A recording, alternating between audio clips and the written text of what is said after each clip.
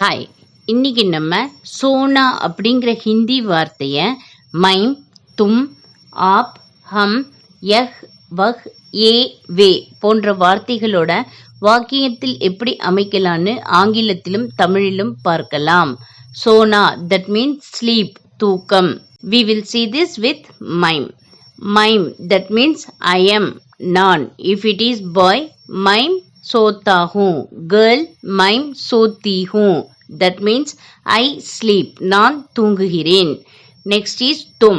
That means you, நீ. Boy, तुम सोते हो. Girl, तुम सोती हो. That means you sleep. நீ தூங்குகிறாய். Next is आप. आप means you. We will use this while giving respect. நீங்கள். If it is boy, आप सोते हैं. Girl, आप सोती हैं. That means you sleep. நீங்கள் தூங்குகிறீர்கள். Next is हम. That means we, நாம். Boys, हम सोते हैं. Girls, हम सोती हैं. That means we sleep. நாம் தூங்குகிறோம். Next is यह वह. That means he, she, it. இவன், அவன், இவள், அவள், இது, அது. Sentence. If it is boy, वह सोता है. गर्ल, वह सोती है. बॉय, यह सोता है. गर्ल, यह सोती है. That means he sleeps, she sleeps, it sleeps.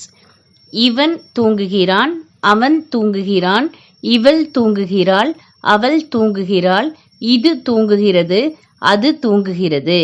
Next is A, way. That means these, they, those. இவர்கள், அவர்கள், இவைகள், அவைகள். Sentence. If it is boys, ये सोते हैं. Girls, ये सोती हैं.